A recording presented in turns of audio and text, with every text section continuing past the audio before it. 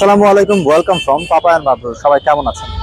So আজ একটু of topic নিয়ে কথা বলবো। বেসিক্যালি আমি যে ধরনের টপিক নিয়ে কথা বলি, আমি খেলাধুলা নিয়ে কথা বলি বা আমি হয়তো সিনেমা নিয়ে কথা বলি, বাট এখন আমি কথা বলবো আমার জীবন দর্শন নিয়ে। মানে জীবন দর্শন বলতে চৌরাস্তা থেকে মাস্টারবাড়ি এসেছি গাজীপুরে। তো এখানকার কিছু ফ্যাক্টগুলো নিয়ে কথা বলবো। আমি এসেছি বেসিক্যালি হাইওয়ে রোড ধরে এসেছি। তো হাইওয়ে রোড ধরে এসেছি একটা জিনিস, এটা অনেক আগে থেকে দেখেছি। কিছুদিন আগে আন্দোলনও করেছে অটোওয়ালারা, তারা কিছুদিন পর পরে আন্দোলন করে। খুবই ভালো কথা, খুবই উত্তম কথা।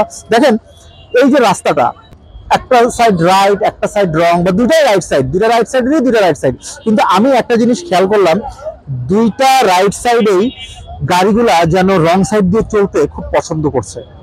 মানে আমরা কিছুদিন পর পরে দেখি রোড অ্যাক্সিডেন্ট হচ্ছে, অনেক দুর্ঘটনা হচ্ছে, ও নানান ধরনের অ্যাক্সিডেন্সিয়াল ব্যাপার স্যাপার হচ্ছে। বাট আমি যেটা ফোকাস করলাম ভিডিও স্ক্রলিং এ দেখতে পাবেন কিভাবে রং সাইড দিয়ে গাড়িগুলো যাচ্ছে, অটোগুলোই যাচ্ছে, বেশি অটো যাচ্ছে। ইভেন কিছু পিকআপও দেখলাম তারা রং সাইড দিয়ে যাচ্ছে। তো এটা আমাদের জীবনের ঝুঁকিটাকে কতটা বাড়াচ্ছে। হায়াত মানুষের যতদিন থাকবে মানুষ ততদিনই বাঁচবে, কিন্তু মানুষ কিভাবে বাঁচবে, কতটুকু ভালোভাবে বাঁচবে, সেই সিদ্ধান্তটা অ্যাকচুয়ালি আমাদেরই নেওয়া উচিত। যাই হোক, এই ফ্যাক্টটা আপনাদের সাথে শেয়ার করার ছিল, এটা শেয়ার করার জন্যই এই ভিডিওটা করা।